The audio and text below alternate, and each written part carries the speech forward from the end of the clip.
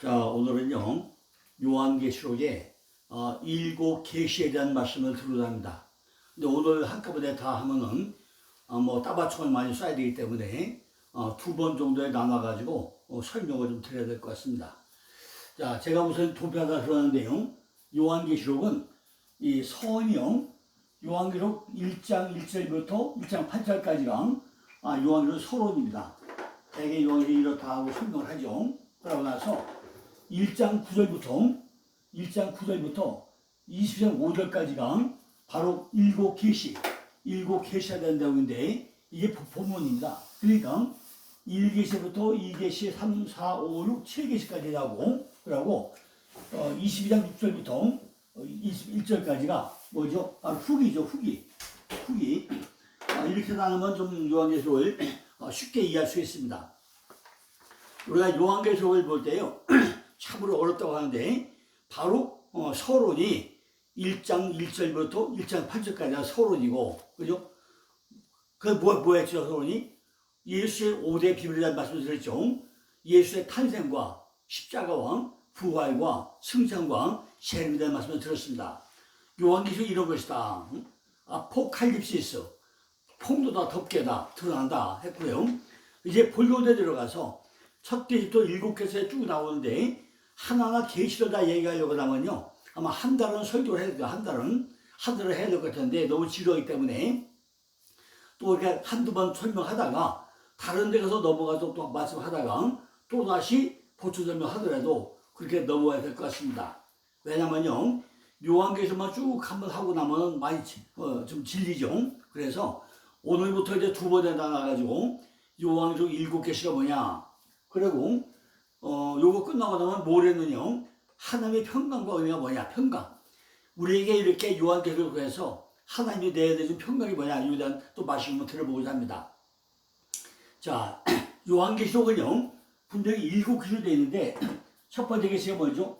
7교회에 보낸 편지죠. 7교회. 애써봐도 사빌랑. 이 애써봐도 사빌에 대한 말씀이 뭐죠? 바로 첫 번째 계시죠.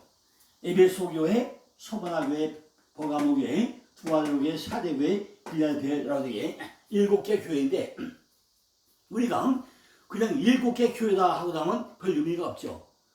교회가 뭐죠? 바로 에클레시아, 불려남을 받은 자, 이 무리죠. 에클레시아, 바로 에크 플러스 칼레오, 여기서 이제 그 유래된 것이 에클레시아죠. 불려남을 받은 자들이다. 그리고 교회로서 가장 중요한 건 뭐죠? 그들이 주님 가운데 항상 머물러 계신가, 이걸 확인한 것이 교회라는 거죠. 뭐라고요? 교회로서 가장 중요한 건 뭐라고요? 주님이 우리와 그들과 함께 그 가운데 거하고 있느냐, 내 안에 과연 주님이 있느냐, 내 안에 예수가 있느냐, 이것이 가장 중요한 요소라는 거죠. 두 번째는요, 교회는 그 주님이신 그리스도의 끊임없는 감찰 아래 우리가 살아야 하고 그의 불패의 권능을 신뢰하고 지내야 한다는 거죠. 내 안에 예수님이 있다면은 언제나 예수님과 나오고 동등한 조건에서 내가 내 안에 내가 내 되었잖아요. 같이 협력하면서 일하면서 호흡을 하면서 살아가는, 이것이 바로 우리가 살아야 될 교회의 본질이라는 거죠. 세 번째는요, 이 책이 교회에 보내는 편지를 시작한 것과 마찬가지로 그 편지에 모든 서론적인 내용, 계시가 교회 가운데 머물러 계신 그리스도의 그림으로 시작된 이유가 진실을 여기에 대표됐다는 것입니다.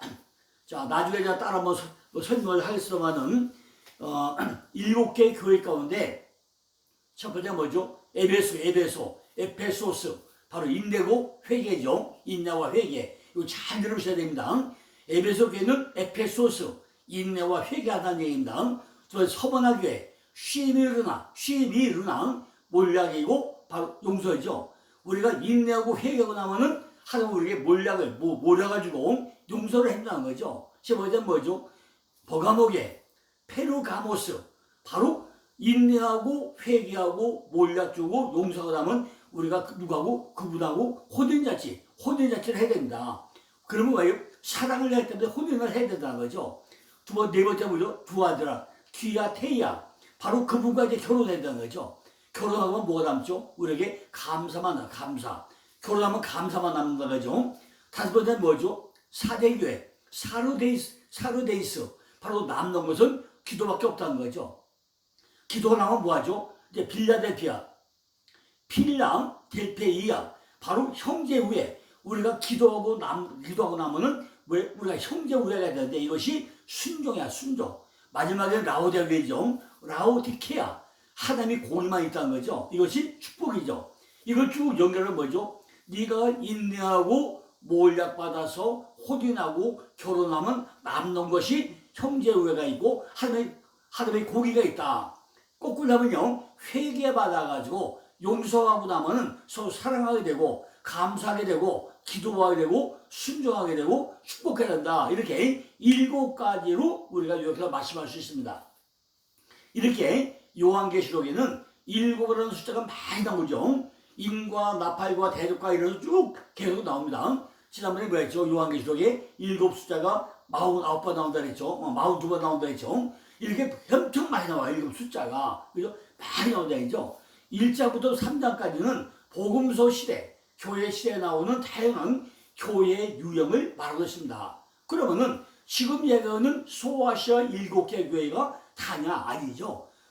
많은 교회가 나오죠. 그 중에 대표로 7개 교회를 뽑아서 뭘 하다고요? 네가 인내하고 몰약하고 혼인하고 결혼하고 남는 것 형제와의 하나님의 공의. 이것이 회개와 용서와 사랑과 감사와 기도와 순종과 축복이다. 이걸 연결하려다 보니까 7개의 교회, 바로 에스라바도 사빌라, 이걸 비교해서 우리가 설명했다고 하죠. 왜죠? 우리 얼굴에 구멍이 몇 개죠? 우리 얼굴에 구멍이 7개가 있어요. 내 안에 교회 7개가 성전된다는 얘기죠. 얼굴에 구멍이 7개인데 이것이 바로 에스라바도 사빌라, 7개 교회, 대표적인 7개 교회가 잘 돌아가고 나면 우리 얼굴이 편해지고 얼굴이 화사해진다는 거죠. 이걸 통해서 우리가 딱 보면 교회가 형편이 좋구나 분별할 수 있다는 거죠. 이처럼 1장부터 3장까지는 모든 시대에 존재하는 다양한 교회의 유형을 보여주고 있다는 것입니다. 다만 우리가 대표적으로 7개 교회만 말할 뿐이지 이외에도 전 세계는 뭐죠?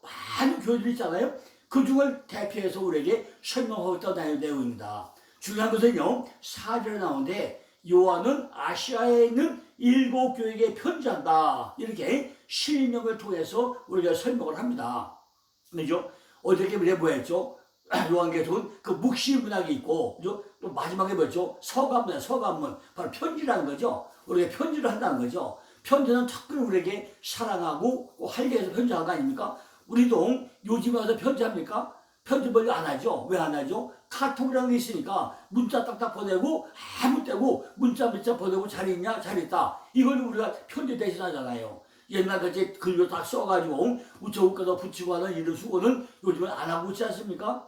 문명의 이기가 이렇게 좀 좋아졌다는 거죠. 그러나 이 당시에는 편지가 아니면 안 됐다는 거죠. 여기에 교회는 3가지 의미를 가지고 있다는 것입니다. 첫째가 뭐죠? 그 당시에 실제로 아시아도에 존재했던 7개 교회라는 것이 실제로 있었다는 것과, 둘째는 뭐죠? 전 세계 모든 세대를 통해서 존재한 전 그리스도인의 교회라는 것과 그 전 교회를 대표하고 있다는 거죠. 세 번째는 그의 몸이 성령이 거하는 성령인 전 그리스도의 성도를 의미하고 있다. 고린도서 3장 10절은 뭐죠? 네가 성전인 줄 알지 못해야. 우리 아내가 성전이죠. 내 아내가 성전이 만들어진다는 거죠. 바로 내 몸뚱아리가 성전이라는 거죠. 이것을 우리가 의미한다는 거죠. 그 이유는 뭐죠? 맨 마지막 끝에 귀 있는 자는 성령의 교회를 와서 말씀을 들을지어다라는 말씀이 몇 번 나와요? 7번 나와, 7번. 그죠? 2장 7절, 11절, 17절, 29절, 3장 6절, 13절, 20절 이렇게 7번이나 나와요. 뭐 한다고요? 귀 있는 자는 성령의 교회를 와서 말씀을 들을지어다라고 한다는 거죠. 그럼 지금 귀 없는 사람이 있습니까? 우리가 교회 갈 때마다 전부 다 귀집이 두고 갑니까? 전부 다 말씀을 듣고 오는데 과연 들은 대로 우리가 행함이 있냐는 거죠. 듣기는 열심히 듣는데 문 밖에 나오면 아요시다 한 것이 얼마나 많이 있냐는 거죠. 자, 이제 요거는요, 제가 나중에 따로 7개 교회를 하나하나 구제로 또 아마 설명할 기회가 올 것 같습니다. 두 번째 계시는 뭐죠? 일곱인이죠. 일곱인입니다. 일곱인. 자, 4장부터 7장까지 나온 게 일곱인이죠. 4장에서 요한은요, 하늘의 모습과 하늘의 왕자를 보았다고 합니다.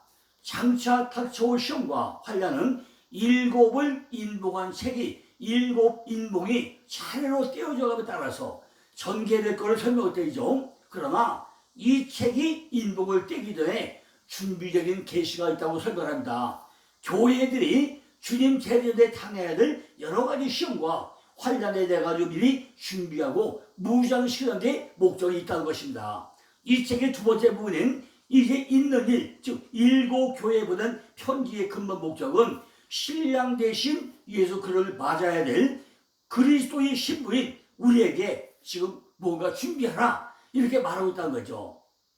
장차 닥쳐올 시험, 환난 이것이 누구에게? 우리에게 닥쳐오는데 우리가 준비를 하고 있어야 할 거 아니겠습니까? 그러나 이 책을 인복을 떼기 전에 준비적인 계시가 있어야 된다는 것입니다. 그러나 이 인복된 책이 그리스도의 손에 쥐어있다는 것을 우리에게 보여주겠다는 거죠. 야, 모든 내 손 안에 있소이다. 이걸 보여주겠다는 거죠.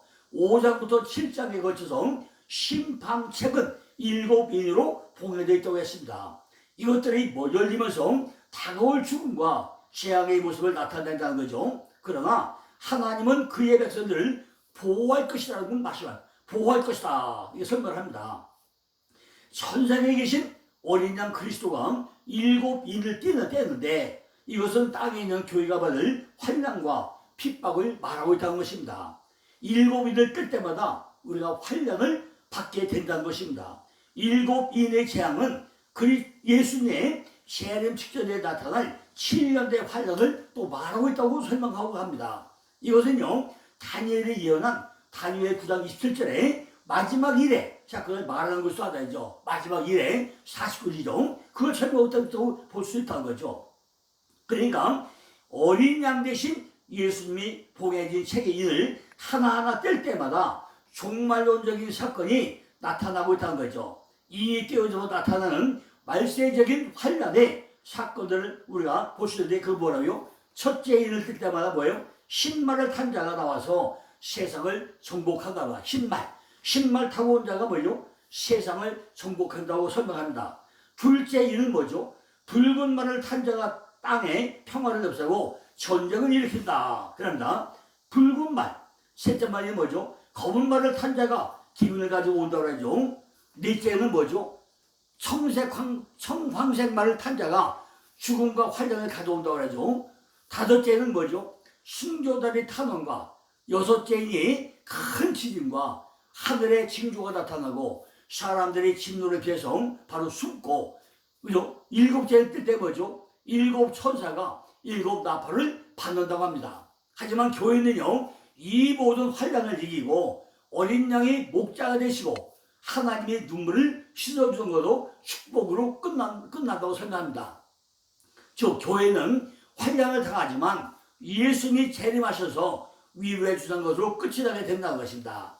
자, 이렇게 첫째 인과 둘째 인, 셋째 인 차분한데 다시 한번 설명해 볼까요? 첫째 인은 뭐죠? 바로 적그리스도 등장인데 이것이 흰말 타고 평화를 상징하죠. 둘째는 뭐죠? 6장 3절인데 전쟁이 나는데 붉은 말, 세계적인 전쟁이 일어난다는 것이고, 셋째는 검은 말을 타고 하는데 기근과 경제적인 빈곤이나 기아나 이런 상태가 된다는 것이고, 넷째는 땅에 짐승을 세우는데 청황색 말 타고 청황색 사망과 음부와 죽음을 나타내는데 요까지가 뭐죠? 요까지 얘기는 마태복음 24장 9절에 설명을 합니다.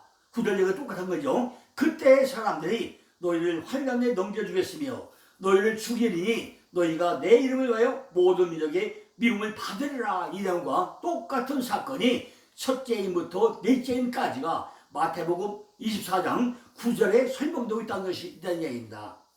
그리고 다섯째는 뭐죠? 순교자의 호소인데 성도들의 환난과 재단의 순교자가 나오고, 여섯째는 천재지변이고 대혼란이 나타나는데 큰 진노의 날이고 지진이 나고 하늘의 징조가 보여주고, 일곱째는 일곱 나팔 가진 천사가 나한테 성도 들림을 받는데 이건 뭐죠? 마태복음 24장 15절로 21절에 다니엘이 말한 바 멸망이 가져간 것이 골고앗의 선거선 하면서 마태복음 24장 15절로 21절에 설명대가 똑같은 내용이 반복되고 있습니다. 그러니까 첫째 인부터 넷째 인까지는 마태복음 24장 9절 말씀을 설명하고 있고, 그 다음에 다섯째 인부터 일곱째 인까지는 마태복음 24장 15절로 22절까지 설명했는데, 이 전체 내용이 첫째 인부터 일곱째까지 어디 나오죠? 7년 5장으로 다니엘 9장 27절에 나오고 다니엘 11장 31절에 또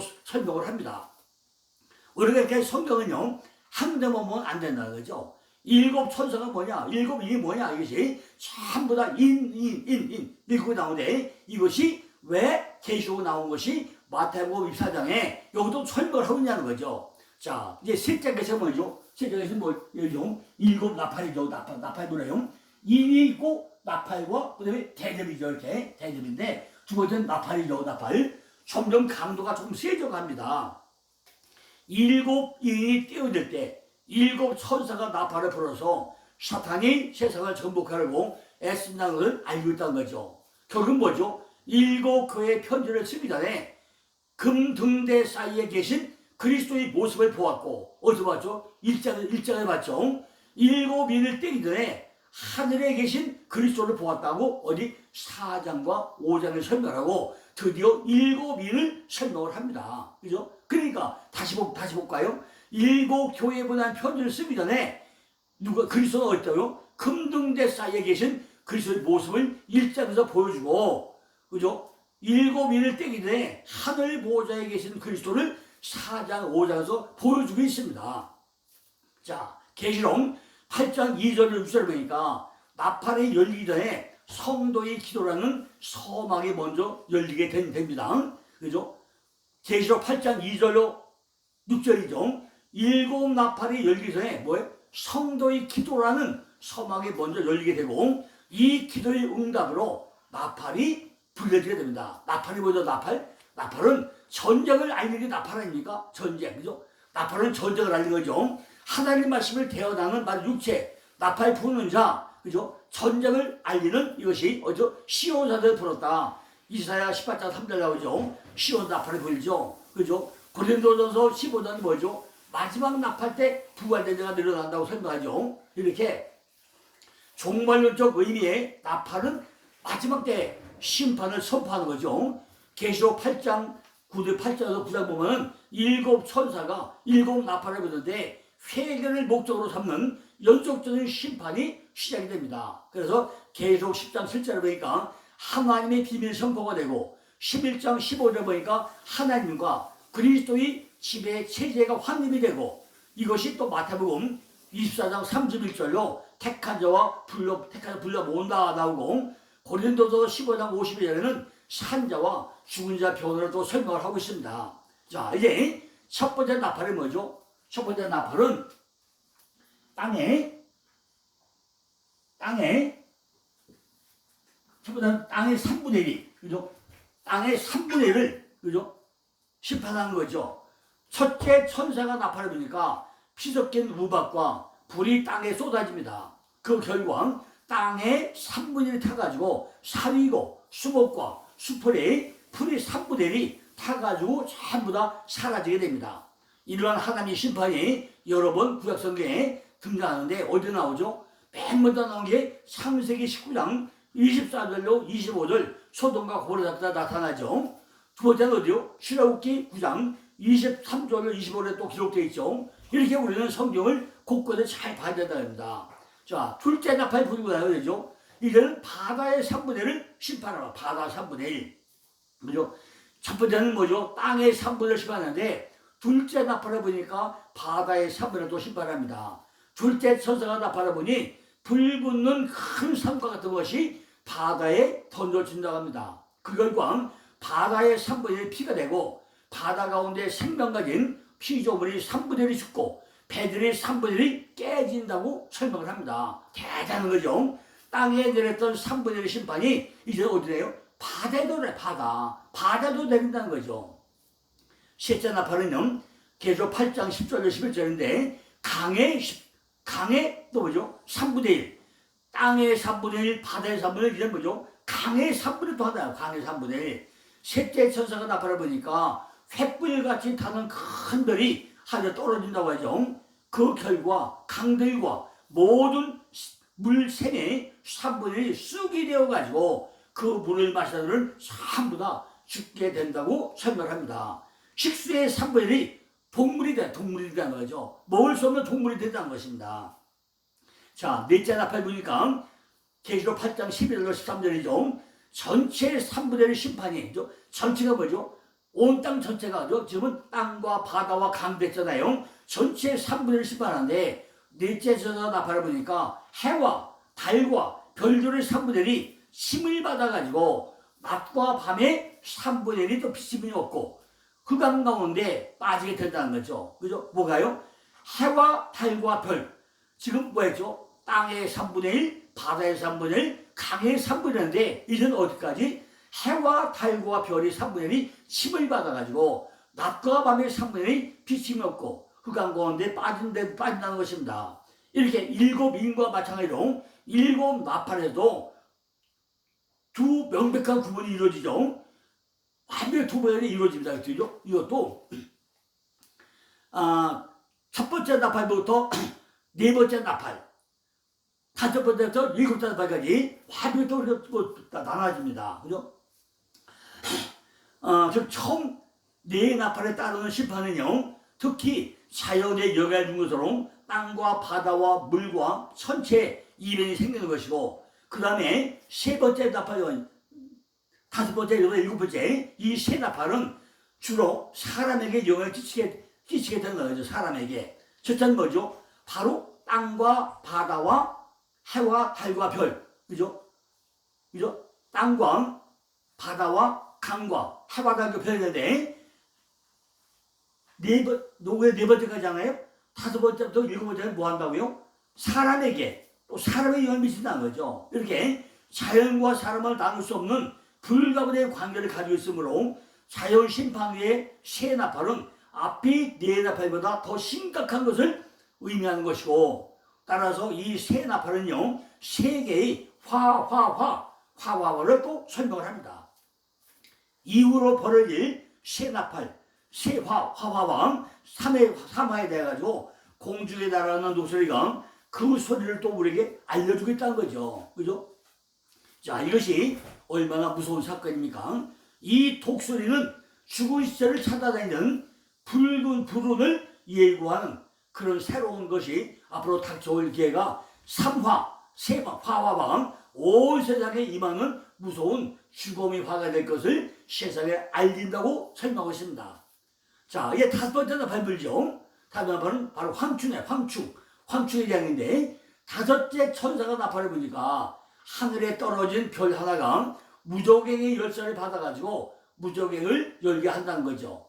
이 하늘에 떨어진 별은 이 무저갱의 주먹인 사단인 것이 분명하다는 것입니다. 어떻게 알죠? 이사야 14장 12절 15절이나 누가복음 10장 18절이나 계시록 12장 9절 보니까 이건 분명히 무저갱의 주먹인 사단인 것이 분명하게 설명되어 있습니다. 이 사단이 지금까지 봉함되어 있던 귀신들이 감옥인 무저갱을 여니까 큰 구멍으로부터 큰 풀무 같은 연기가 올라와서 해와 공기가 그 연기로 인하여 어두워진다고 누가복음 8장 31절 또 설명을 합니다.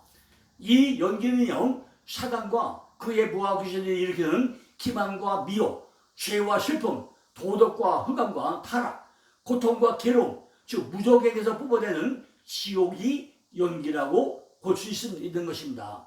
그 연기가 온 세상에 가득 차게 될 거라는 거죠. 뿐만 아니라 그 연기 가운데 황충들이 땅에서 나오게 됩니다.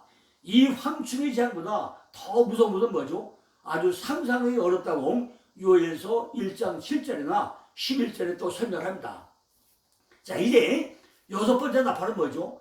계시록 9장 13절 21절인데 인류의 3분의 1, 거기도 심판한다. 인류. 여섯째 천사가 나팔을 불 때 하나님 앞에 금단 네 뿔에서 한 음성이 나타나는 거죠. 이것은 성도들이 기도의 응답에 대한 음성이라는 거죠. 큰 강 유브라데에 결박된 네 천사를 놓아주라, 이런 음성이 들립니다.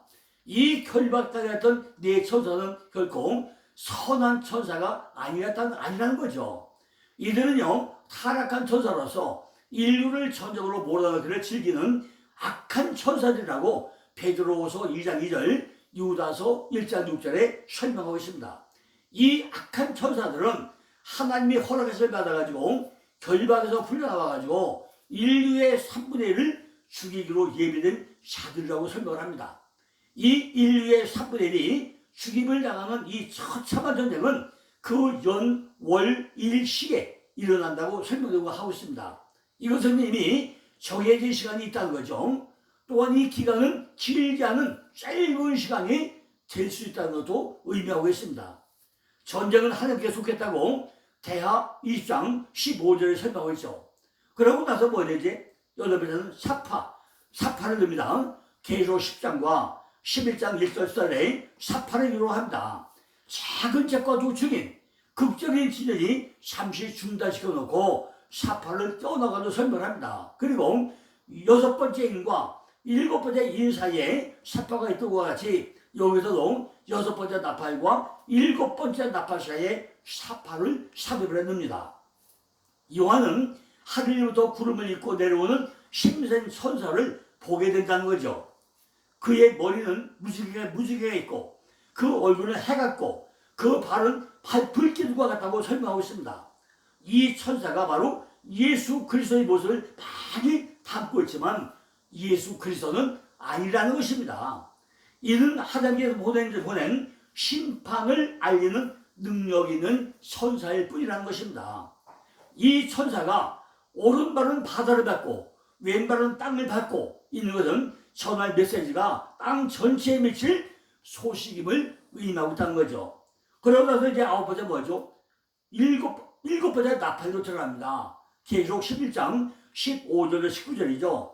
바로 뭐죠? 하늘 성전이 열리게 된다는 것입니다.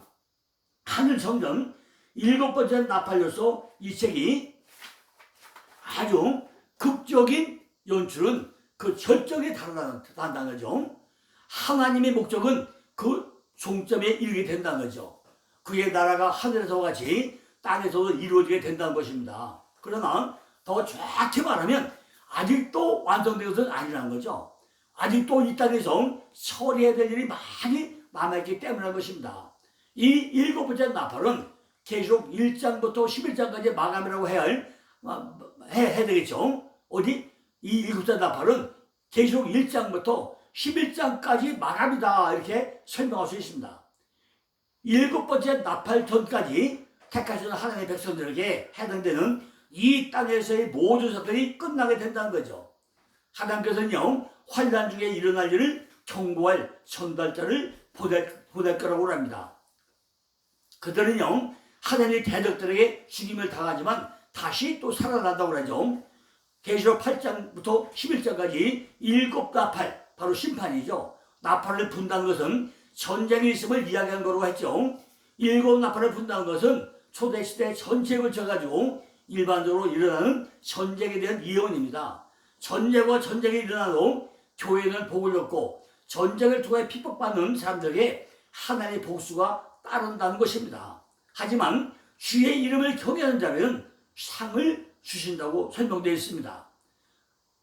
1장부터 11장까지의 교회는 지상들의 핍박을 받지만은 결국 승리한다는 것을 말씀하고 있다는 것입니다. 자, 여기까지 하고요. 이제 네 번째 계시, 요거는 66인데, 이거는 내일 다시 이어서 또 설명을 드리겠습니다. 감사합니다.